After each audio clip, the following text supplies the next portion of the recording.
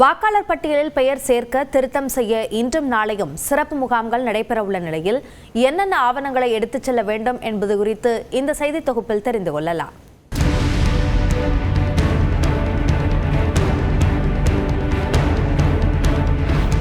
SIR எனப்படும் வாக்காளர் பட்டியல் சிறப்பு தீவிர திருத்தத்தின் ஒரு பகுதியாக தமிழ்நாட்டின் வரைவு வாக்காளர் பட்டியலை தேர்தல் ஆணையம் வெளியிட்டுள்ளது. அதில் சுமார் 97,40,000 வாக்காளர்களின் பெயர்கள் நீக்கப்பட்டுள்ளன. இந்நிலையில் வாக்காளர் பட்டியலில் மீண்டும் பெயர் சேர்க்க அனைத்து வாக்குச்சாவடி மையங்களிலும் இன்றும் நாளையும் சிறப்பு முகாம்கள் நடைபெறும் என இந்திய தேர்தல் ஆணையம் அறிவித்துள்ளது. 2026ஆம் ஆண்டு ஜனவரி 1ஆம் தேதி 18 வயது பூர்த்தியாகும் இளைஞர்கள் உள்ளிட்ட புதிய வாக்காளர்கள், வரைவு வாக்காளர் பட்டியலில் பெயர் இல்லாதவர்கள், வாக்காளர் அடையாள அட்டையில் திருத்தம் உள்ளவர்கள் இந்த சிறப்பு முகாம்களில் உரிய ஆவணங்களோடு விண்ணப்பிக்கலாம் என தெரிவிக்கப்பட்டுள்ளது. அதன்படி புதிதாக விண்ணப்பிப்பவர்களும் SIRக்கு முன் வாக்காளர் பட்டியலில் பெயர் இருந்து வரைவு வாக்காளர் பட்டியலில் பெயர் நீக்கப்பட்டவர்களும் படிவம் 6ஐ புகைப்படத்துடன் பூர்த்தி செய்து வழங்க வேண்டும். அப்பொழுது தங்கள் வயதை உறுதி செய்ய பிறப்பு சான்றிதழ், ஆதார், பான் கார்டு, ஓட்டுநர் உரிமம், கல்வி சான்றிதழ், பாஸ்போர்ட் ஆகியவற்றில் ஏதேனும் ஒரு ஆவணத்தின் நகலை விண்ணப்பத்தோடு இணைக்க வேண்டும். முகவரி அடையாள ஆவணமாக ஓராண்டுக்கு மேலாக உள்ள மின் இணைப்பு ரசீது, கேஸ் சிலிண்டர் ரசீது, ஆதார், வங்கி கணக்கு புத்தகம், அஞ்சலக கணக்கு புத்தகம், வருவாய்த்துறையால் வழங்கப்படும் நில ஆவணங்கள், பாஸ்போர்ட், வாடகை ஒப்பந்தம் உள்ளிட்ட ஆவணங்களில் ஏதேனும் ஒன்றின் நகலை இணைக்க வேண்டும். அதேபோல ஒருவரது முன்மொழியப்பட்ட வாக்காளர் சேர்க்கைக்கு ஆட்சேபனை தெரிவிக்கவும் அல்லது ஏற்கனவே உள்ள பதிவை நீக்கவும் அந்த பாகத்தைச் சேர்ந்த எவர் ஒருவரும் படிவம் 7ஐ பூர்த்தி செய்து கொடுக்கலாம். ஆனால் தவறான தகவல் அளித்தால் ஓராண்டு சிறை தண்டனை அல்லது அபராதம் விதிக்கப்படும். வரைவு வாக்காளர் பட்டியலில் பெயர் இடம் பெற்ற வாக்காளர்கள் முகவரி, பிறந்த தேதி உள்ளிட்ட திருத்தங்கள் மேற்கொள்ள படிவம் 8ஐ பூர்த்தி செய்து கொடுக்க வேண்டும். அப்போது முகவரி அடையாள ஆவணங்களில் ஏதேனும் ஒன்றின் நகலை இணைத்து விண்ணப்பிக்கலாம். சிறப்பு முகாம்கள் தவிர இணையதளம் வாயிலாகவும் இந்த படிவங்களை பூர்த்தி செய்து விண்ணப்பிக்கலாம் என தேர்தல் ஆணையம் தெரிவித்துள்ளது. திராவிட மாடல் ஆட்சி இருக்கும் வரை தமிழ்நாட்டில் மதவெறி ஆட்டத்திற்கு இடமில்லை என்று முதலமைச்சர் மு க ஸ்டாலின் திட்டவட்டமாக தெரிவித்துள்ளார்.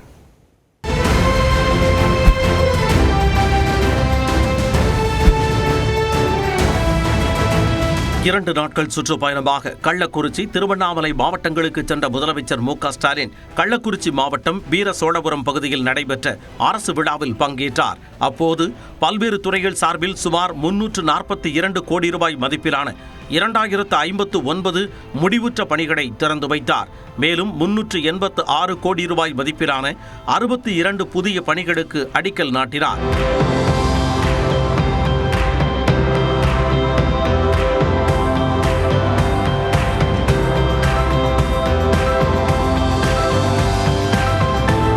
இதையடுத்து 2,16,056 பயனாளிகளுக்கு நலத்திட்ட உதவிகளை முதலமைச்சர் வழங்கினார்.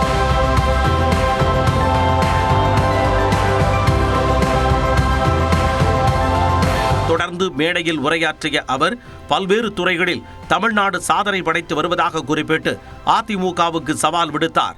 இந்தியாவிலே தமிழ்நாடு தான் தனிக்காட்டு ராஜா என்பது போல நாம் பெற்றுள்ள 11.19 விழுக்காடு இரட்டை இலக்க பொருளாதார வளர்ச்சி. GSDPலையும் தமிழ்நாடு தான் நம்பர் 1. மின்னணு பொருட்கள் ஏற்றுமதியா, ஆட்டோமொபைல் உற்பத்தியா, தோல் அல்லாத காலணிகள் உற்பத்தியா, ஸ்டார்ட் அப் தரவரிசையா, எல்லாத்திலையும் தமிழ்நாடு தான் லீடர். நான் கேட்கிறேன், இதுல 5% ஆவது அதிமுக ஆட்சி காலத்தில் நடந்ததா? இது என்னுடைய ஓபன் சேலஞ்ச். தைரியம் இருந்தா சொல்லுங்க. தமிழ்நாட்டில் மத நல்லிணக்கம் நீடித்து வருவதாகவும் முதலமைச்சர் பெருமிதம் தெரிவித்தார். எம்மதமும் சம்மதங்கிற தமிழ்நாட்டு மக்களுடைய இந்த ஒற்றுமை மத நல்லிணக்கு தான் மதவாத அரசியல் செய்து மக்களை பிளவுபடுத்த நினைக்கிற பாஜகவின் கண்களை உறுத்திக்கிட்டு இருக்கு. அவங்க எத்தனை அடிமைகளை சேர்த்துக்கிட்டு அண்டர்பல் அடிச்சாலும் சரி, ஒற்றுமையா வாழக்கூடிய தமிழ்நாட்டு மக்களிடம் மதவெறியை தூண்ட முடியாது. இந்த ஸ்டாலின் இருக்கிற வரைக்கும், எங்க திராவிட மாடல் அரசு இருக்கிற வரைக்கும் உங்களுடைய மதவெறி ஆட்டத்திற்கு இங்கே இடமும் கிடையாது. இதனிடையே உளுந்தூர்பேட்டை அரசு கலை மற்றும் அறிவியல் கல்லூரிக்கு புதிய கட்டடம் கட்டப்படும் என்பது உள்ளிட்ட 8 அறிவிப்புகளை முதலமைச்சர் வெளியிட்டார். முன்னதாக 8 தளங்களுடன் கட்டப்பட்ட புதிய ஆட்சியர் அலுவலகத்தையும் முன்னாள் முதல்வர் கருணாநிதியின் முழு உருவச் சிலையையும் முதலமைச்சர் மு.க. ஸ்டாலின் திறந்து வைத்தார். சென்னையில் சம வேலைக்கு சம ஊதியம் கோரி போராட்டம் நடத்திய இடைநிலை ஆசிரியர்கள் கைது செய்யப்பட்டுள்ளனர். போராட்டத்தின் பின்னணி என்ன? இந்த தொகுப்பில் பார்க்கலாம்.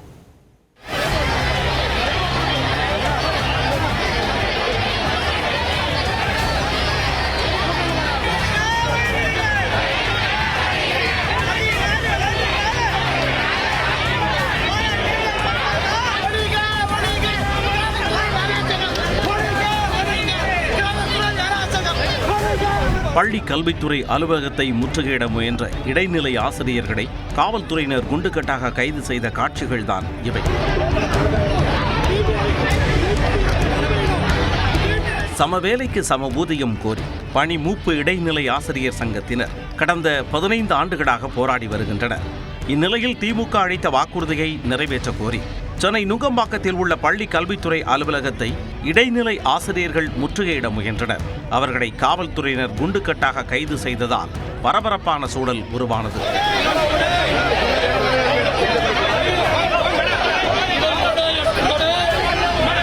தேர்தல் அறிக்கை 311 கொடுத்திருந்தாங்க. ஆனாலும் நிறைவேற்றல. ஒவ்வொரு வருஷமும் வந்து போராடிட்டு தான் இருக்கோம்.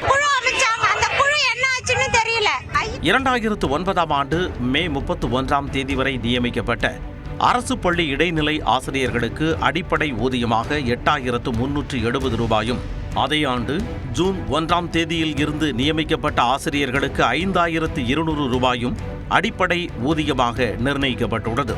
அதாவது ஒரு நாள் வித்தியாசத்தில் அடிப்படை ஊதியம் 3,170 ரூபாய் குறைவாக நிர்ணயம் செய்யப்பட்டுள்ளது. ஒரே வேலை ஒரே தகுதி இருந்தும் இந்த சம்பள வித்தியாசம் தற்பொழுது 16,000 ரூபாய் வரை அதிகரித்துள்ளது. இதை களைய வலியுறுத்தி கடந்த அதிமுக ஆட்சியில் இடைநிலை ஆசிரியர்கள் போராட்டத்தில் ஈடுபட்டனர். அப்பொழுது எதிர்க்கட்சியாக இருந்த திமுக தாங்கள் ஆட்சி அமைக்கும் பொழுது சம வேலைக்கு சம ஊதியம் வழங்குவதாக வாக்குறுதி அளித்தது. திமுக ஆட்சிக்கு வந்ததும் வாக்குறுதி நிறைவேற்றப்படாததால் 2022ஆம் ஆண்டு இடைநிலை ஆசிரியர்கள் உண்ணாவிரத போராட்டத்தை முன்னெடுத்தனர். அமைச்சர் அன்பில் மகேஷ் பேச்சுவார்த்தை நடத்தியதை அடுத்து கோரிக்கைகளை பரிசீலிக்க 3 பேர் கொண்ட குழு அமைக்கப்பட்டது. ஆனால் தற்போது வரை அக்குழு அறிக்கையை சமர்ப்பிக்காத நிலையில் ஆசிரியர்கள் மீண்டும் போராட்டத்தை கையில் எடுத்துள்ளனர். இந்நிலையில் இடைநிலை ஆசிரியர்களை காவல்துறை கைது செய்ததற்கு அதிமுக பொதுச் செயலாளர் எடப்பாடி பழனிசாமி கண்டனம் தெரிவித்துள்ளார். வாக்குறுதி அளித்துவிட்டு 4.5 ஆண்டுகளாக ஆசிரியர்களை திமுக அரசு போராட விட்டுள்ளதாக விமர்சித்துள்ளார். ஆசிரியர்கள் மீதான அராஜக போக்கை கைவிட வேண்டுமெனவும் இபிஎஸ் வலியுறுத்தியுள்ளார். அதேபோல ஆசிரியர்களின் போராட்டத்தை அடக்குமுறை மூலம் ஒடுக்கிவிடலாம் என்ற எண்ணத்தை திமுக அரசு கைவிட வேண்டுமென பாமக தலைவர் அன்புமணி தெரிவித்துள்ளார். ஆசிரியர்களை மீண்டும் மீண்டும் திமுக அரசு ஏமாற்றுவதாகவும் விமர்சித்துள்ளார். நீலம் பண்பாட்டு மையம் ஒருங்கிணைக்கும் மார்கழியில் மக்களிசை நிகழ்ச்சி சென்னையில் விமர்சையாக தொடங்கியது.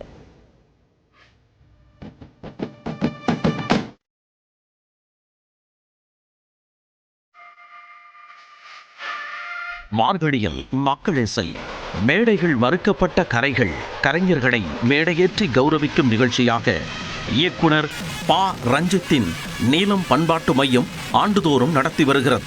6ஆம் ஆண்டு மார்கழியில் மக்களிசை நிகழ்ச்சி சென்னை பச்சையப்பன் கல்லூரியில் நேற்று தொடங்கியது. 3 நாட்கள் நடைபெறும் இந்த நிகழ்ச்சியில் 100க்கும் மேற்பட்ட கலைஞர்கள் பங்கு பெறுகின்றனர். தொடக்க விழாவில் சிறப்பு விருந்தினர்களாக கலந்து கொண்ட திமுக எம்பி கனிமொழி, இயக்குநர்கள் வெற்றிமாறன், லோகேஷ் கனகராஜ், இசையமைப்பாளர் ஜிவி பிரகாஷ்குமார் மற்றும் ப. ரஞ்சித் ஆகியோர் பறையடித்து மார்கழியில் மக்களிசை நிகழ்ச்சியை உற்சாகமாக தொடங்கி வைத்தனர்.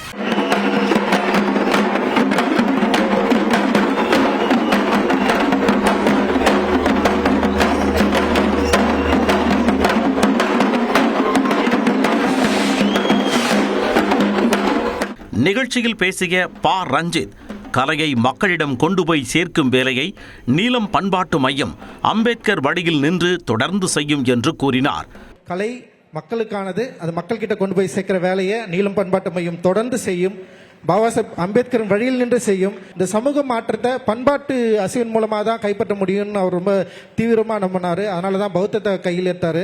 அந்த பௌத்தத்தை கையில் எடுத்துல ஒரு பிரிவாக தான் கலை இருக்குது. அந்த கலையை சீர்படுத்துவதன் மூலமாக, கலையை மக்கள்கிட்ட கொண்டு போய் சேர்க்கறது மூலமாக பாபா சாஹேப் அம்பேத்கருடைய கனவை நிறைவேற்றும் ஒரு சீடனாக நான் என்னைக்கும் இருப்பேன்.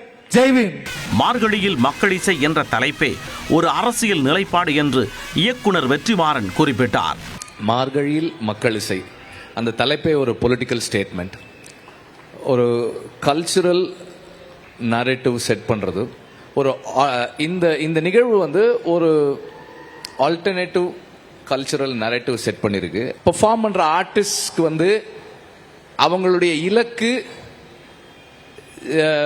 சினிமாவோ அல்லது இது மாதிரியான விஷயங்களோ இல்லை. அவங்களுடைய இலக்கு மாற்றம், சமூக மாற்றம் விரைவில் வரணும். கலை என்பது சமூகத்தை பிரதிபலிக்கும் கண்ணாடியாக மட்டும் இருக்காமல் சமூகத்தை செதுக்கக்கூடிய ஒளியாக, சம்மட்டியாக இருக்க வேண்டும் என்று கனிமொழி தெரிவித்தார்.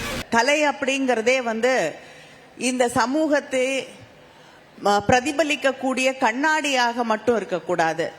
அது இந்த சமூகத்தின் மீது எய்யப்பட்ட ஒரு சம்மட்டியாக, ஒரு ஒளியாக, இதை செதுக்கக்கூடிய, சமூகத்தை செதுக்கக்கூடிய ஒன்றாக கலை இருக்க வேண்டும். வருகின்ற 28ஆம் தேதி வரை நடைபெறவுள்ள மார்கழியில் மக்கள் இசையில் நாட்டுப்புறம், பழங்குடி இசை கலை நிகழ்ச்சிகள், கானா மற்றும் ராப் இசை, ஒப்பாரி, விடுதலை பாடல்கள் என ஏராளமான கலைகள் இடம்பெற உள்ளன. தனி இசை கலைஞர்கள், நாட்டுப்புற மக்கள் இசை பாடகர்களை ஒருங்கிணைக்கும் இந்நிகழ்ச்சியில் கவனிக்கப்படாத மூத்த இசை கலைஞர்களுக்கு விருது வழங்கி கௌரவிக்கப்பட உள்ளனர். ஒரு நிமிட செய்திகளை பார்க்கலாம். கல்லூரி மாணவர்களுக்கு மடிக்கணினி வழங்கும் திட்டத்தை முதலமைச்சர் மு.க. ஸ்டாலின் ஜனவரி 5ஆம் தேதி தொடங்கி வைக்க உள்ளார். தமிழ்நாட்டில் கல்லூரி மாணவர்கள் 20 லட்சம் பேருக்கு மடிக்கணினி அல்லது டேப்லெட் வழங்கப்படும் என நிதிநிலை அறிக்கையில் அறிவிக்கப்பட்டது. இதற்காக 2000 கோடி ரூபாய் ஒதுக்கீடு செய்யப்பட்டதை அடுத்து டெண்டர் கோரப்பட்டு HP, டெல், ஏசர் ஆகிய நிறுவனங்களுடன் ஒப்பந்தம் மேற்கொள்ளப்பட்டது. மடிக்கணினியின் மாதிரி, அதில் உள்ள தொழில்நுட்ப அம்சங்களை முதலமைச்சர் இறுதி செய்தார். இந்நிலையில் முதற்கட்டமாக இறுதி ஆண்டு கல்லூரியில் பயிலும் 10 லட்சம் மாணவ மாணவிகளுக்கு மடிக்கணினிகள் வழங்கும் திட்டத்தை முதலமைச்சர் மு.க. ஸ்டாலின் அடுத்த மாதம் 5ஆம் தேதி தொடங்கி வைக்க உள்ளதாக அறிவிக்கப்பட்டது. தொடர்ந்து அனைத்து மாவட்டங்களிலும் இந்த திட்டம் தொடங்கப்படுகிறது. சென்னை நந்தம்பாக்கத்தில் உள்ள வர்த்தக மையத்தில் இந்த நிகழ்ச்சி நடைபெற உள்ளதாக அறிவிக்கப்பட்டுள்ளது. தமிழ்நாடு சட்டப்பேரவை ஜனவரி 20ஆம் தேதி ஆளுநர் உரையுடன் தொடங்கும் என்று சபாநாயகர் அப்பாவு தெரிவித்துள்ளார். சென்னை தலைமைச் செயலகத்தில் செய்தியாளர்களை சந்தித்த சபாநாயகர் அப்பாவு 2026ஆம் ஆண்டுக்கான தமிழக அரசின் முதல் சட்டமன்ற கூட்டத்தொடர் ஜனவரி 20ஆம் தேதி தொடங்கும் என்று அறிவித்தார்.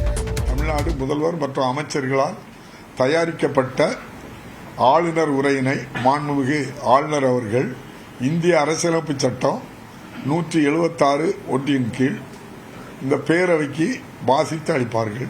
கடந்த ஆண்டு முதல் கூட்டத்தொடரில் தேசிய கீதம் இசைக்கப்படவில்லை என கூறிய ஆளுநர் RN ரவி பாதியிலேயே அவையிலிருந்து வெளியேறினார். இந்நிலையில் சட்டமன்ற மரபை ஆளுநர் RN ரவி மதிப்பார் என்று நம்புவதாக அப்பாவு தெரிவித்தார். தங்கத்தின் விலை 1,03,000 ரூபாயை கடந்திருக்கும் நிலையில் 1 கிராம் வெள்ளியின் விலை ஒரே நாளில் 9 ரூபாய் அதிகரித்துள்ளது.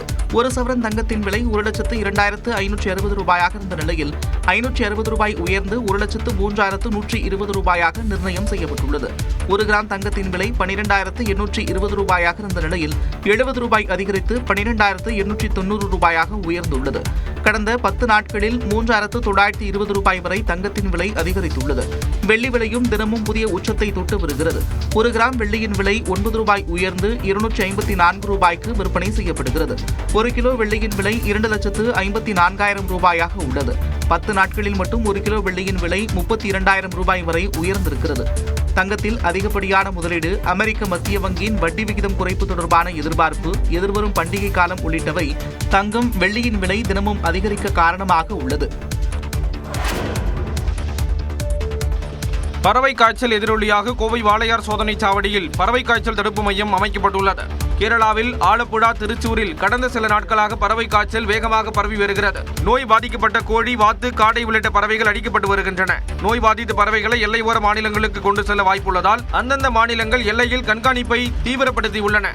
அந்த வகையில் அண்டை மாநிலமான தமிழ்நாட்டின் கோவை வாளையார் சோதனை சாவடியில் பறவை காய்ச்சல் தடுப்பு மையம் அமைக்கப்பட்டுள்ளது. கேரளாவில் இருந்து வரும் வாகனங்களை சுகாதாரத்துறையினர் கிருமி நாசினி தெளித்து அனுப்புகின்றனர். ஓட்டுநர்களுக்கு உடல் வெப்ப பரிசோதனையும் நடத்தப்படுகிறது. 12 செக் போஸ்ட் நாங்கள் இது பண்ணியிருக்கோம். கோயம்புத்தூரில் 5, பொள்ளாச்சியில் 7. அங்கேருந்து ஏதாவது கோழி சம்பந்தமாக உள்ள தீவனம் வேஸ்ட் அதை ஏதாவது வந்துன்னா அந்த வண்டியை திரும்ப அனுப்புறதுக்கு நாங்கள் இது பண்ணிட்டு இருக்கிறோம். இதை யாரும் பேனிக் ஆகண்டா. வாகனம் எங்கிருந்து வருகிறது என கேட்டறிந்த பின்னரே கோயம்புத்தூருக்குள் அனுமதிக்கப்படுகிறது.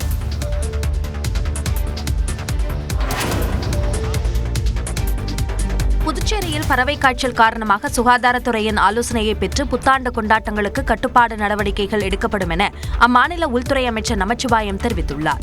புதுச்சேரியில் புத்தாண்டு கொண்டாட்டத்திற்கு காவல்துறை சார்பில் செய்யப்பட்டுள்ள ஏற்பாடுகள் குறித்து காவல்துறை தலைமையகத்தில் நடைபெற்ற ஆலோசனைக் கூட்டத்திற்கு பிறகு அவர் செய்தியாளர்களை சந்தித்து பேசினார்.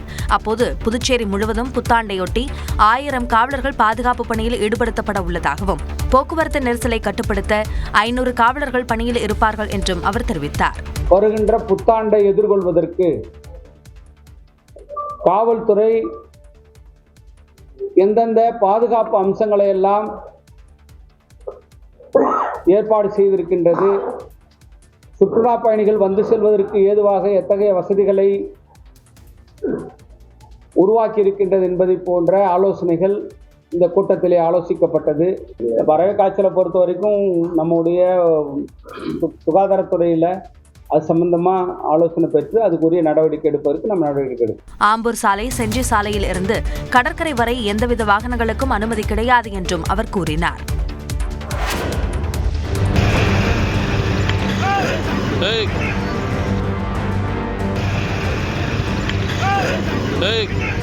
சாலையில் கொட்டிய பல்லாயிரக்கணக்கான முட்டைகளால் இருசக்கர வாகனத்தில் சென்றவர்கள் தவறி விழுந்த காட்சியை இது. நாமக்கல்லில் இருந்து முட்டைகள் ஏற்றிக்கொண்டு மினி லாரி ஒன்று நாகர்கோவில் நோக்கி சென்று கொண்டிருந்தது. விருதுநகர் அருகே வச்சக்காரப்பட்டி பகுதியில் சென்றபோது சாலையின் நடுவே திடீரென மினி லாரி மோதி கவிழ்ந்தது. இதில் மினி லாரியில் இருந்த 60,000 முட்டைகளும் சாலையில் சிதறின. சாலை முழுக்க முட்டைகள் வழிந்தோட அந்த வழியே சென்ற இருசக்கர வாகன ஓட்டிகள் வழுக்கி கீழே விழுந்தனர். இதனால் அங்கு போக்குவரத்து பாதிக்கப்பட்டது.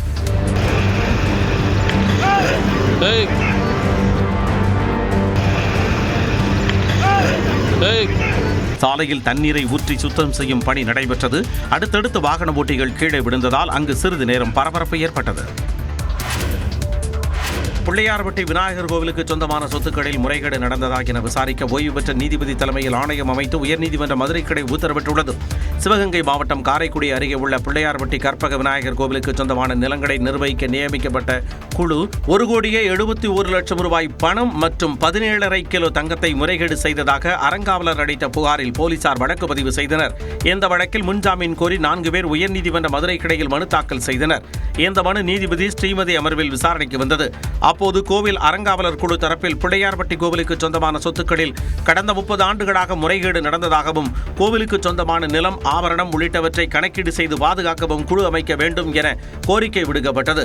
இதை கேட்ட நீதிபதி பிள்ளையார்பட்டி கோவில் சொத்துக்களில் நடந்த முறைகேடுகளை கண்டறியவும் கோவிலுக்கு சொந்தமான நிலம், ஆபரணம் உள்ளிட்டவற்றை கணக்கிட்டு அறிக்கையாக தாக்கல் செய்யவும் ஓய்வு பெற்ற நீதிபதி சிவஞானம் தலைமையில் ஆணையம் அமைத்து உத்தரவிட்டார். மேலும் பிள்ளையார்பட்டி கோவில் கணக்குகளை சரிபார்க்க பட்டய கணக்காளர் ராஜராஜேஸ்வரன் என்பவரை நியமித்தும் நீதிபதி உத்தரவிட்டார்.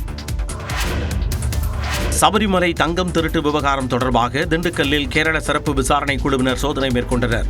சபரிமலை ஐயப்பன் கோவில் கருவறையின் வாயிலில் உள்ள துவாரபாலகர்கள் சிலைகளில் இருந்து 4,5 கிலோ தங்கம் திருடு போனது பெரும் பரபரப்பை ஏற்படுத்தியது. இந்த வழக்கை விசாரித்து வரும் கேரள சிறப்பு விசாரணை குழுவினர் தேவசம் போர்டு முன்னாள் நிர்வாகிகளை கைது செய்து விசாரித்து வருகின்றனர். முன்னாள் நிர்வாகி சிவக்குமாரிடம் நடத்திய விசாரணையில் 400 கிராம் தங்கத்தை எடுத்து கர்நாடக மாநிலம் பல்லாரி மாவட்டத்தைச் சேர்ந்த தங்க வியாபாரி கோவர்தனிடம் கொடுத்தது அம்பலமானது. இதையடுத்து கோவர்தன் ஸ்மார்ட் கிரியேஷன் நிறுவன தலைமை செயல் அதிகாரி பங்கஜ் பண்டாரி ஆகியோரை கைது செய்தனர். அவர்களிடம் நடத்திய விசாரணையின் அடிப்படையில் திண்டுக்கல் விரைந்த கேரள சிறப்பு விசாரணை குழு ராம்நகர் பகுதியில் நிதி நிறுவனம் நடத்தி வரும் பாலசுப்ரமணியன் என்பவரின் அலுவலகத்தை ஆய்வு செய்தனர். கேரள துணை காவல் கண்காணிப்பாளர் சுரேஷ் பாபு தலைமையிலான குழு 2 மணி நேரத்திற்கு மேலாக விசாரணை நடத்தியது. இறுதியில் வரும் 30ஆம் தேதி நேரில் ஆஜராக பாலசுப்ரமணியனுக்கு சம்மன் அளித்தது. The fifth ball from our mayor to Silambarasan. Silambam தான் ஆடுறாரு அவரு. Once again caught by Srikanth. முதலமைச்சர் மு.க.ஸ்டாலின் கிரிக்கெட் விளையாடி 3 விக்கெட்டுகளை வீழ்த்திய காட்சிதான் இது.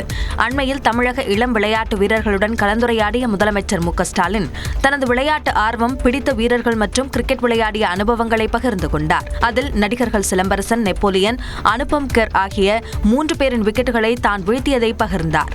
இந்த நிலையில் அந்த வீடியோக்கள் வெளியாகியுள்ளன. மேலும் முதலமைச்சர் மு.க.ஸ்டாலின் சென்னை மேயராக இருந்தபோது நடிகர்கள் மற்றும் கபில் தேவ், ஸ்ரீகாந்த் ஆகிய நட்சத்திர வீரர்களுடன் கிரிக்கெட் விளையாடிய காட்சிகளும் வெளியாகியிருக்கின்றன. சிலம்பரசன் சிலம்பம் தான் ஆடுறாரு அவரு. Once again caught by Srikanth. சுழற்பந்து வீச்சாளராக முதல்வர் அசத்தலாக பந்து வீசி 3 விக்கெட்டுகளை சாய்த்த காணொலி சமூக வலைதளங்களில் பரவலாக கவனம் பெற்றுள்ளது. கட்சி விரோத செயல்களில் ஈடுபட்டதாக கூறி ஜி.கே. மணியை பாமகவிலிருந்து நீக்குவதாக அன்புமணி அறிவித்துள்ளார். அன்புமணி தரப்பிலிருந்து வெளியாகியுள்ள அறிக்கையில் ஜி.கே. மணியுடன் பாமகவினர் எந்த தொடர்பும் வைத்துக் கொள்ள வேண்டாம் என அறிவுறுத்தப்பட்டுள்ளது. இந்நிலையில் தன்னை கட்சியில் இருந்து நீக்க அன்புமணிக்கு அதிகாரம் இல்லை என ஜி.கே. மணி விளக்கம் அளித்துள்ளார். தகுதியே இல்லாத ஒருத்தர் நீக்கினதாக நான் பார்க்கல. பார்த்தவங்க சொன்னாங்க அது கையெழுத்து கூட மொட்டையா இருக்குதுன்னு சொன்னாங்க. அதே சமயம் பாமகவிலிருந்து ஜி.கே. மணியை நீக்கியதால் பாமக புனிதமடைந்து விட்டதாக அன்புமணி தரப்பைச் சேர்ந்த வழக்கறிஞர் பாலு தெரிவித்துள்ளார். இதுவரையில் ஜி.கே. மணி அவருடைய தோற்றத்திற்கு, அவருடைய வெளிப்படுத்திய அவருடைய நடைமுறைக்கு நேர் மாறாக இன்றைக்கு அவர் செயல்பட்டுக் கொண்டிருக்கிறார். ஜி.கே. மணியின் உண்மையான சுயரூபம் வெளியே வந்ததால் நடவடிக்கை எடுக்கப்பட்டதாக பாலு கூறினார். திருவனந்தபுரம் மாநகராட்சியின் முதல் பாஜக மேயராக வி. ராஜேஷ் பதவியேற்றார். கேரளாவில் அண்மையில் உள்ளாட்சி தேர்தல் நடத்தப்பட்டு முடிவுகள் அறிவிக்கப்பட்ட நிலையில் 45 ஆண்டுகளாக கம்யூனிஸ்ட் வசம் இருந்த திருவனந்தபுரம் மாநகராட்சியை முதல் முறையாக பாஜக கைப்பற்றியது. இதையடுத்து திருவனந்தபுரம் மேயராக பாஜக மாநில தலைவர் வி. ராஜேஷ் தேர்வு செய்யப்பட்டார். சுயேட்சை உறுப்பினர் ஆதரவு உட்பட மொத்தம் 51 ஆதரவு வாக்குகளுடன் வி. ராஜேஷ் மேயராக பதவியேற்றார். அவரை தொடர்ந்து பாஜகவை சேர்ந்த ஆஷாநாத் துணை மேயராக பொறுப்பேற்றார். முன்னதாக திருவனந்தபுரம் மேயராக முன்னாள் டிஜிபி ஸ்ரீலேகா பதவியேற்பார் என எதிர்பார்க்கப்பட்ட நிலையில் உட்கட்சி பூசல் காரணமாக அவருக்கு பதவி மறுக்கப்பட்டதாக தகவல் வெளியாகியுள்ளது. காங்கிரஸ் கைப்பற்றிய கண்ணூர், திருச்சூர், கொல்லம், கொச்சி ஆகிய மாநகராட்சிகளில் முறையே Niji Justin, V K. Minimol, M K. Hafeez, T. Indira ஆகியோர் பதவியேற்றனர். கோழிக்கோடு மாநகராட்சியை மட்டும் ஆளும் கம்யூனிஸ்ட் கூட்டணி கைப்பற்றியிருந்த நிலையில் அக்கட்சியின் ஓ. சதாசிவம் மேயராக பதவியேற்றார். అవతార్ సినిమా కంటే మన మహాభారత రామాయణ గాథలు గొప్పవని మన పిల్లలకు మనం చెప్పాల్సిన బాధ్యత ఉంది. மகாபாரதம் மற்றும் ராமாயணம் போன்ற இதிகாசங்கள், அவதார், சூப்பர்மேன் போன்ற பிரபலமான திரைப்படங்களை விடவும் ஆழமானவை என்று ஆந்திர முதலமைச்சர் சந்திரபாபு நாயுடு தெரிவித்துள்ளார். திருப்பதியில் RSS தலைவர் மோகன் பகவத் உள்ளிட்டோர் கலந்து கொண்ட நிகழ்ச்சியில் பேசிய அவர், ஹாலிவுட் சூப்பர்மேன் கதாபாத்திரங்களை விட ஆஞ்சநேயர், அர்ஜுனன் உள்ளிட்ட புராண நாயகர்கள் வலிமை மிக்கவர்கள் என்று கூறினார்.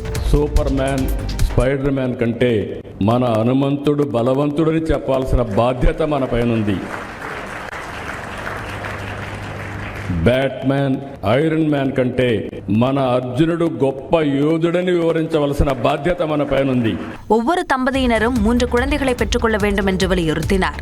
As Mohanji Bhagwatji has rightly mentioned always, every couple should have 3 children. This is very important. நாம் மக்கள் தொகையில் கவனம் செலுத்தினால் 2047க்கு பிறகும் இந்தியாதான் ஆதிக்கம் செலுத்தும் என்றும் தெரிவித்தார். சபரிமலையில் மண்டல பூஜை இன்று நடைபெறும் நிலையில் ஐயப்பனுக்கு தங்க அங்கி அணிவிக்கப்பட்டது. பத்தனம்திட்டாவில் உள்ள ஆரன்முளா பார்த்தசாரதி கோவிலில் இருந்து 450 சவரன் எடை உள்ள தங்க அங்கி கடந்த 23ஆம் தேதி பல்லக்கு வாகனத்தில் எடுத்து வரப்பட்டது. மேளதாளம் முழங்க சன்னதிக்கு எடுத்து வரப்பட்ட தங்க அங்கியை தந்திரி மற்றும் மேல் சாந்தி பெற்றுக் கொண்டனர். தொடர்ந்து ஐயப்பனுக்கு தங்க அங்கி அணிவித்து தீபாராதனை காட்டப்பட்டது.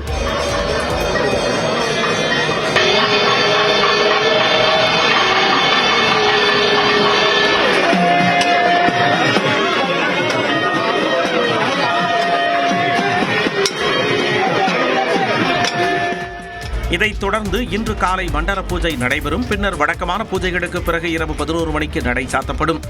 3 நாட்களுக்கு பிறகு, அதாவது டிசம்பர் 30ஆம் தேதி மாலை 5 மணிக்கு மகரவிளக்கு பூஜைக்காக மீண்டும் சபரிமலை ஐயப்பன் கோவில் நடை திறக்கப்படும். ஜனவரி 14ஆம் தேதி பிரசித்தி பெற்ற மகரஜோதி தரிசனம் நடைபெறுகிறது.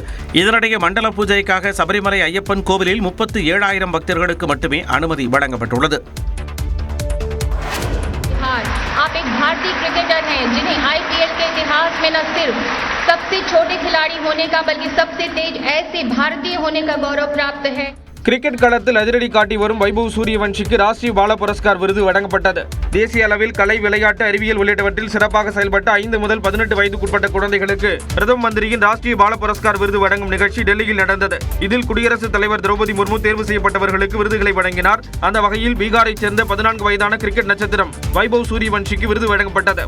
ஆபரேஷன் சிந்தூரின் போது இந்திய ராணுவத்தினருக்கு பால், மோர் உள்ளிட்டவற்றை விநியோகித்து பஞ்சாப் மாநிலம் பெரோஸ்பூர் மாவட்டத்தைச் சேர்ந்த 10 வயது சிறுவன் ஷவன் சிங்கின் செயலை பாராட்டி அவருக்கு விருது அளிக்கப்பட்டது.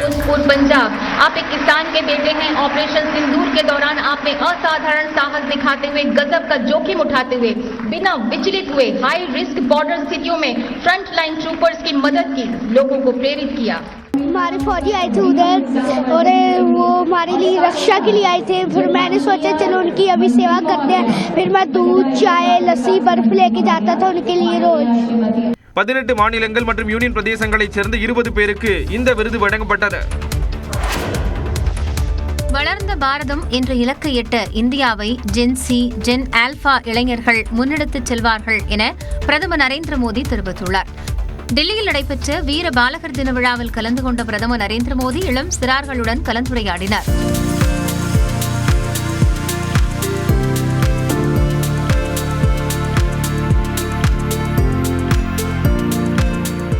தொடர்ந்து பேசிய பிரதமர் மோடி, ஜென்சி இளைஞர்களின் செயலாற்றல் மற்றும் வலிமையை கண்டு அவர்களை புரிந்து கொண்டதாகவும் அவர்களின் மீது அளவு கடந்த நம்பிக்கை கொண்டதாகவும் தெரிவித்தார்.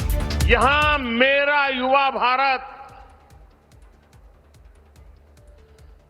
संगठन से जुड़े इतने सारे युवा यहाँ उपस्थित हैं।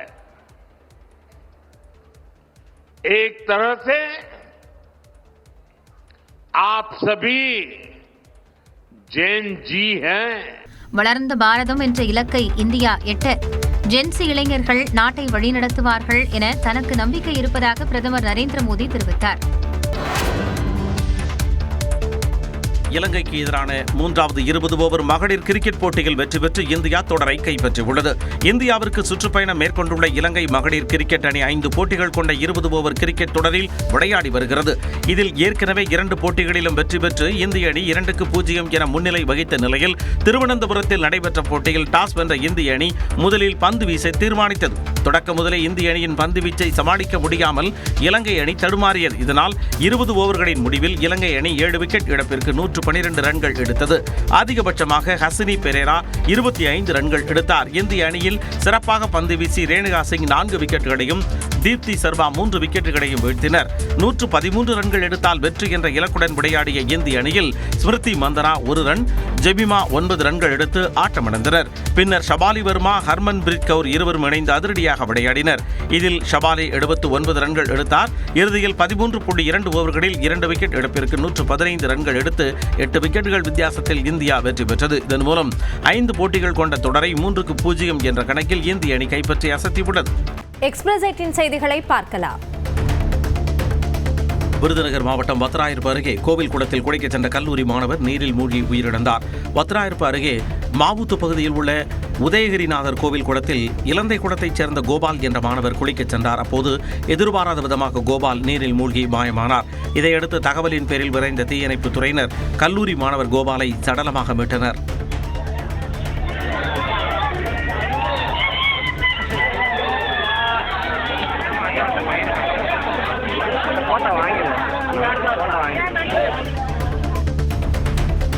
சென்னையை அடுத்த அம்பத்தூரில் கிறிஸ்துமஸ் தாத்தா வேடம் அணிந்து பைக் ரேஸில் ஈடுபட்ட நபருக்கு 12,000 ரூபாய் அபராதம் விதிக்கப்பட்டது. கள்ளிக்குப்பம் முருகாம்பேடு பகுதியைச் சேர்ந்த ராகுல் என்ற கல்லூரி மாணவர் கிறிஸ்துமஸ் தாத்தா வேடம் அணிந்து தனது நண்பர்களுடன் சேர்ந்து ரேஸ் பைக்கில் அதிவேகமாக சென்று வீடியோ எடுத்துள்ளார். இந்த காட்சிகள் சமூக வலைதளங்களில் வெளியான நிலையில் இதுகுறித்து செங்குன்றம் போக்குவரத்து புலனாய்வு காவல்துறையினர் விசாரணை நடத்தினர். இதையடுத்து இருசக்கர வாகனத்தை பறிமுதல் செய்த காவலர்கள் 12,000 ரூபாய் அபராதம் விதித்தனர். கேரளாவில் பறவை காய்ச்சல் கண்டறியப்பட்டதைத் தொடர்ந்து நீலகிரி மாவட்டத்திற்குள் நுழையும் வாகனங்கள் கிருமி நாசினி தெளித்த பிறகு அனுமதிக்கப்படுகின்றன. கேரளாவின் ஆலப்புழா மற்றும் கோட்டயம் மாவட்டங்களில் பறவை காய்ச்சல் மீண்டும் பரவ தொடங்கியுள்ளன. இதனால் தமிழக கேரள எல்லை மாவட்டங்களில் தீவிர கண்காணிப்பு பணிகள் நடைபெற்று வருகின்றன. இதனால் தமிழக எல்லையான கூடலூரை அடுத்த நாடுகாணி, தாளூர், பாட்டவயல் உள்ளிட்ட சோதனை சாவடிகளில் கேரளாவில் இருந்து வரும் வாகனங்கள் கிருமி நாசினி தெளித்த பிறகு நீலகிரி எல்லைக்குள் அனுமதிக்கப்படுகின்றன. மாவட்டம் போடி அருகே வன விலங்குகளை வேட்டையாட முயன்ற 2 கைது செய்யப்பட்டனர். குரங்கணி வனப்பகுதியில் வனத்துறையினர் ரோந்து பணியில் ஈடுபட்ட போது 2 பிடித்து சோதனை செய்தனர். அப்போது அவர்களிடம் ஒரு நாட்டு துப்பாக்கி, கத்தி உள்ளிட்ட ஆயுதங்கள் மற்றும் டார்ச் லைட் இருப்பது தெரியவந்தது. இதையடுத்து வனவிலங்குகளை வேட்டையாட முயன்றதாக கரடுப்பட்டியைச் சேர்ந்த பொன்னுசாமி, சூலபுரத்தைச் சேர்ந்த சிவக்குமார் ஆகியோரை வனத்துறையினர் கைது செய்தனர். சிவகங்கை மாவட்டம் காரைக்குடியில் மதுபோதையில் காரை பள்ளத்தில் இயக்கிய ஓட்டுநரால் பரபரப்பு ஏற்பட்டது. தஞ்சையைச் சேர்ந்த குணசீலன் காரின் உரிமையாளர் மற்றும் குடும்பத்தினரை அழைத்துக் கொண்டு சிவகங்கை மாவட்டம் காரைக்குடிக்கு வந்துள்ளார். காரில் இருந்தவர்கள் நிகழ்ச்சிக்கு சென்ற நிலையில் குணசீலன் மது அருந்தியுள்ளார். அப்போது காரை இயக்கியதால் கட்டுப்பாட்டை இழந்த கார் பள்ளத்தில் இறங்கியதும் இதையடுத்து அங்கிருந்தவர்கள் போதையில் இருந்த ஓட்டுநரை காரில் இருந்து வெளியேற்றினர். சேலம் மாவட்டம் ஓமலூர் அருகே 14 வயது சிறுமிக்கு பாலியல் தொல்லை கொடுத்ததாக 2 பேர் போக்சோ வழக்கில் கைது செய்யப்பட்டனர். நண்பர்களான சரண்ராஜ், அழகுக்குமார் ஆகியோர் இருவரும் 7ஆம் வகுப்பு படித்து வரும் 14 வயது சிறுமிக்கு கடந்த 2 மாதங்களாக பாலியல் தொல்லை கொடுத்ததாக கூறப்படுகிறது. இதுகுறித்து மாணவியின் பெற்றோர் மகளிர் காவல் நிலையத்தில் புகார் அளித்ததன் பேரில் சரண்ராஜ், அழகுக்குமார் ஆகியோரை போக்சோ சட்டத்தின் கீழ் கைது செய்து காவலர்கள் சிறையில் அடைத்தனர். மயிலாடுதுறையில் தமிழக மகளிர் உரிமை மீட்பு பயணம் நிகழ்ச்சியில் சௌமியா அன்புமணி பங்கேற்றார். அப்போது பேசிய அவர், உள்ளாட்சி தேர்தலில் பெண்கள் அதிக அளவில் போட்டியிட வேண்டும் என்று வலியுறுத்தினார். அது சட்டமன்ற தேர்தல் வரப்போகுது, அதுக்கப்புறம் உள்ளாட்சி தேர்தல் வரும். அதுல நீங்க எல்லாருமே நீங்க வார்டு மெம்பர் எதனா உங்களுடைய கிராமத்துல நல்லது செய்ய நீங்க தயாராகுங்க. அதெல்லாம் நீங்க தயாராகுங்க பெண்கள். பழனியில் கூட்டம் அலைமோதுவதால் பக்தர்கள் சுமார் 3 மணி நேரம் காத்திருந்து சாமி தரிசனம் செய்தனர். விடுமுறை நாள் என்பதால் கோவிலில் ஏராளமானோர் குடும்பத்துடன் திரண்டனர். இதனால் 3 மணி நேரம் வரிசையில் காத்திருந்து பக்தர்கள் வழிபாடு நடத்தினர். ரோப்கார் நிலையங்களிலும் பக்தர்களின் கூட்டம் அலைமோதியது. திருவள்ளூர் மாவட்டம் திருத்தணி அருகே வீட்டு வரி ரசீது வழங்குவதில் முறைகேடு செய்ததாக ஊராட்சி செயலாளர் மீது புகார் எழுந்த நிலையில் அவர் மீது நடவடிக்கை எடுக்க சட்டமன்ற உறுப்பினர் சந்திரன் வலியுறுத்தினார். ஆர்விஎன் கண்டிகை கிராமத்தில் ஊராட்சி செயலாளராக இருக்கும் வெங்கடேசன் 50க்கும் மேற்பட்டோரிடம் பணம் வாங்கிக் கொண்டு வீட்டு வரி ரசீது வழங்காமல் இருப்பதாக புகார் எழுந்துள்ளது. இதுகுறித்து திருத்தணி எம்எல்ஏ சந்திரன் வெங்கடேசனிடம் விசாரித்தார். அப்போது அவர் முறையாக பதிலளிக்காததால் வட்டார வளர்ச்சி அலுவலரை தொடர்பு கொண்ட எம்எல்ஏ சந்திரன் அவர் மீது நடவடிக்கை எடுக்க வலியுறுத்தினார். தென்காசியில் அரசு நேரடி நெல் கொள்முதல் நிலையத்தில் வேலை பார்த்த தொழிலாளர்களுக்கு சம்பளம் வழங்காததை கண்டித்து தொழிலாளர்கள் முற்றுகை போராட்டத்தில் ஈடுபட்டனர். ஆழ்வார்குறிச்சி அருகே அரசு நேரடி கொள்முதல் நிலையங்களில் பணியாற்றி வந்த தொழிலாளர்களுக்கு கடந்த 8 மாதங்களாக சம்பளம் வழங்கப்படவில்லை என கூறப்படுகிறது. இதனால் ஆத்திரமடைந்த தொழிலாளர்கள் தென்காசி மாவட்ட நுகர்பொருள் வாணிபக் கழகத்தின் மண்டல மேலாளர் அலுவலகத்தை முற்றுகையிட்டு கோரிக்கை மனு அளித்தனர். நெல்லையில் தனியார் நிதி நிறுவனம் இஎம்ஐ செலுத்த தவறியதாக மனைவி மற்றும் குடும்பத்தினரை ஆபாசமாக திட்டியதாக கூறி நிதி நிறுவனத்தில் தீக்குளிக்க முயன்ற நபரால் பரபரப்பு ஏற்பட்டது. கங்கை கொண்டானைச் சேர்ந்த ராமகிருஷ்ணன் தனியார் நிதி நிறுவனத்தில் வாங்கிய கடனுக்கு இஎம்ஐ செலுத்தவில்லை என கூறப்படுகிறது. இதனால் அவரது மனைவியையும் குடும்பத்தினரையும் நிதி நிறுவன ஊழியர்கள் ஆபாசமாக திட்டியதாக தெரிகிறது. இதனால் வேதனையடைந்தவர் நிதி நிறுவனத்திற்கு சென்று பெட்ரோல் ஊற்றி தற்கொலைக்கு முயன்றார். இதையடுத்து ஊழியர்களும் காவலரும் அவரை தடுத்து நிறுத்தினர். புதுக்கோட்டை மாவட்டம் இலுப்பூர் அருகே சாலையை சீரமைத்து தரக்கோரி பொதுமக்கள் போராட்டத்தில் ஈடுபட்டனர். இலுப்பூர் மேட்டு சாலையிலிருந்து ராப்பூசல் வரை செல்லும் சாலை சுமார் 10 கிலோமீட்டருக்கு குண்டும் குழியுமாக இருப்பதாக குற்றம் சாட்டிய மக்கள் புதுக்கோட்டை திண்டுக்கல் சாலையில் மேட்டுத்தாலை அருகே மறியலில் ஈடுபட்டனர். இதையடுத்து இலுப்பூர் வருவாய் வட்டாட்சியர் சக்திவேல் மற்றும் காவல் ஆய்வாளர் கலா உள்ளிட்டோர் பேச்சுவார்த்தை நடத்தியதை அடுத்து சாலை மறியல் போராட்டம் கைவிடப்பட்டது. கரூர் மாவட்டம் வெண்ணெய்மலை பாலசுப்பிரமணிய சுவாமி கோயிலுக்கு சொந்தமான இடத்தில் இருந்த 5 வீடுகளுக்கு அதிகாரிகள் சீல் வைத்தனர். வெண்ணெய்மலை பாலசுப்பிரமணிய சுவாமி கோயிலுக்கு சொந்தமான இடங்களில் கட்டப்பட்டுள்ள வீடுகள் மற்றும் கடைகளை அகற்றும் பணியில் அறநிலையத்துறை அதிகாரிகள் ஈடுபட்டு வருகின்றனர். அந்த வகையில் கண்ணம்மாள் என்பவரது 5 வீடுகளுக்கு அதிகாரிகள் சீல் வைத்தனர். தென்காசி மாவட்டம் திருவேங்கடம் அருகே மர்மமான முறையில் விவசாயி உயிரிழந்தது குறித்து காவலர்கள் விசாரணை மேற்கொண்டு வருகின்றனர். அழகாபுரி கிராமத்தைச் சேர்ந்த சண்முகையா தனது விவசாய தோட்டத்தில் வேலைக்காக சென்ற நிலையில் மர்மமான முறையில் உயிரிழந்து கிடந்தார். இதுகுறித்து அறிந்த அப்பகுதிக்கு விரைந்த திருவேங்கடம் காவல் நிலைய காவலர்கள் சண்முகையாவின் சடலத்தை கைப்பற்றி விசாரணை மேற்கொண்டு வருகின்றனர். கிருஷ்ணகிரியில் அமைந்துள்ள ஏரி ஒன்றில் ஆட்டோ ஓட்டுநர் மீன்பிடிக்கச் சென்றபோது ஏரிக்குள் ஆட்டோ இறங்கியதால் அதனை கயிற்றை கட்டி கரைக்கு கொண்டு வந்தனர். கிருஷ்ணகிரி லண்டன்பேட்டையைச் சேர்ந்த முஜீர் என்பவர் புதிய பேருந்து நிலையம் அண்ணா சிலை எதிரே சின்ன ஏரியில் மீன்பிடிக்க ஆட்டோவில் சென்றார். அப்போது ஆட்டோவை ஏரிக்கரையோரம் நிறுத்திவிட்டு கீழே இறங்கி மீன்பிடித்துக் கொண்டிருந்தார். அப்போது ஆட்டோ பள்ளத்தில் இறங்கி ஏரிக்குள் புகுந்ததால் போராடி மீண்டும் மேலே கொண்டு வந்தனர். மத்திய பிரதேச மாநிலம் போபால் அருகே நகை கடையில் 16 லட்சம் ரூபாய் மதிப்புள்ள நகைகளை திருடியதாக கிராபிக் டிசைனர் மற்றும் அவரது தோழி ஆகியோர் கைதாகியுள்ளனர். கடந்த 22ஆம் தேதி சிலிகான் சிட்டியில் உள்ள நகை கடையில் கொள்ளை சம்பவம் அரங்கேறியது. சிசிடிவி காட்சிகளை ஆய்வு செய்ததில் கடையின் மேற்கூரை வழியாக உள்ளே சென்ற நபர் நகைகள் ஆபரணங்களை திருடிச் சென்றார். இதையடுத்து மண்டலா மாவட்டத்தைச் சேர்ந்த பிரியான்சு என்பவரை காவல்துறையினர் கைது செய்தனர். அவருக்கு உடந்தையாக இருந்த தோழியும் கைது செய்யப்பட்டார். கரூர் துயரச் சம்பவம் தொடர்பாக காவல்துறை உயரதிகாரிகளுக்கு சிபிஐ சமன் அனுப்பியுள்ளது.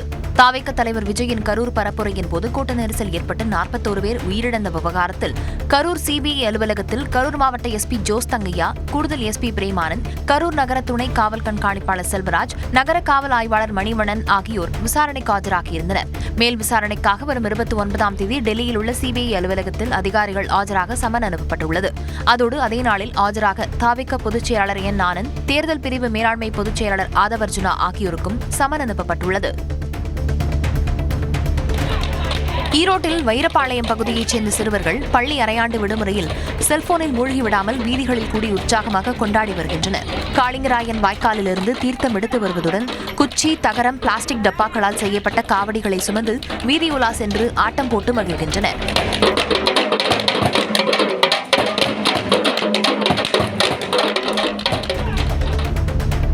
விருதுநகர் மாவட்டம் அருப்புக்கோட்டை அருகே ராமானுஜபுரம் கல்குறிச்சி பகுதியில் தென்மண்டல திமுக இளைஞரணி நிர்வாகிகள் சந்திப்பு நிகழ்ச்சி நடைபெறவுள்ள இடத்தில் அமைச்சர்கள் ஆய்வு செய்தனர்.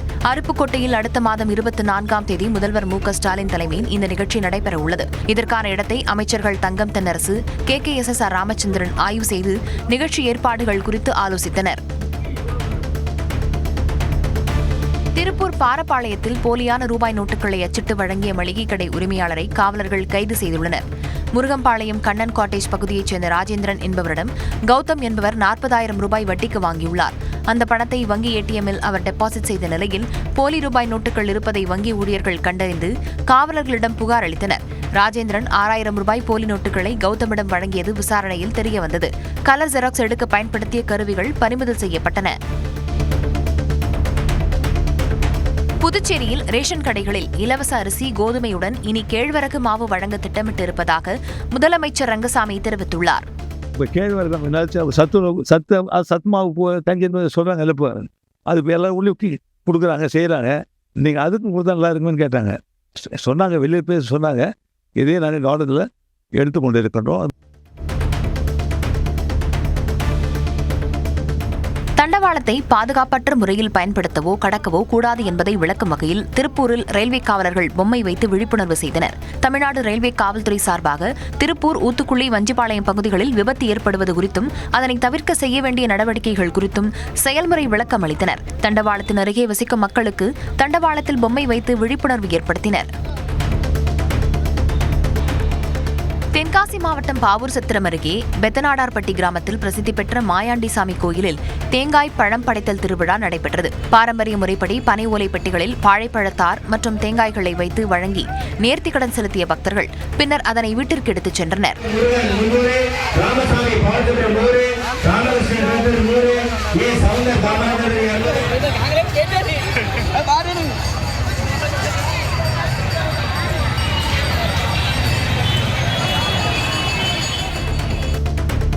கரூரில் 6 கோடியே 50 லட்சம் ரூபாய் மதிப்புள்ள நிலத்தை ஆசிரியர்கள் 18 பேருக்கு தானமாக கொடுத்த பள்ளி நிர்வாகத்தின் செயல் ஆச்சரியத்தை ஏற்படுத்தியது.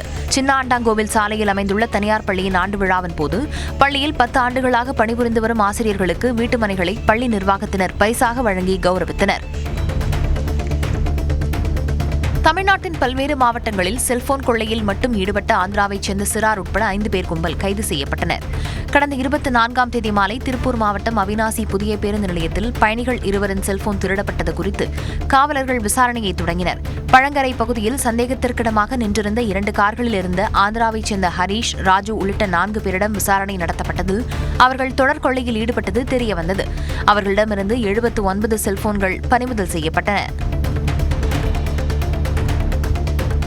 திருவாரூர் மாவட்டம் முத்துப்பேட்டை அருகே தடுப்புச் சுவரில் வேன் மோதியதில் குழந்தைகள், பெண்கள் உட்பட 15 பேர் காயமடைந்தனர். சிதம்பரத்தில் இருந்து ராமேஸ்வரத்திற்கு 20 பேருடன் சென்ற சுற்றுலா வேன் முத்துப்பேட்டை அருகே ரவுண்டானா பகுதியில் கட்டுப்பாட்டை இழந்து தடுப்புச் சுவர் மீது மோதியது. இந்த விபத்தில் வேனில் பயணித்த பெண்கள், குழந்தைகள் உட்பட 15க்கும் மேற்பட்டோர் காயமடைந்தனர்.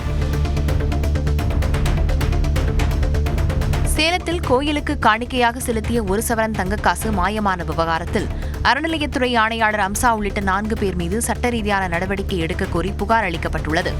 சேலம் பெங்களூரு பிரதான சாலையில் அமைந்துள்ள வெண்ணங்குடி முனியப்பன் கோயிலில் உண்டியல் எண்ணும் பணி முடித்து தங்கக்காசு ஒன்று மாயமாகி இருந்தது கண்டறியப்பட்டது. சிசிடிவி காட்சியுடன் காவல்துறையினர் மேற்கொண்ட சோதனையில் குப்பை டப்பாவில் இருந்த பிளாஸ்டிக் கவர் ஒன்றில் காணாமல் போன தங்கக்காசு கண்டுபிடிக்கப்பட்டது. அந்த கவரில் 2 தங்கத்தாலி, சிறிய தங்க மோதிரம், ரொக்கம் 9,500 ரூபாய் கண்டெடுக்கப்பட்டன. இவை அனைத்தும் கணக்கில் காட்டப்படாமல் இருந்த காரணத்தால் புகார் தெரிவிக்கப்பட்டது.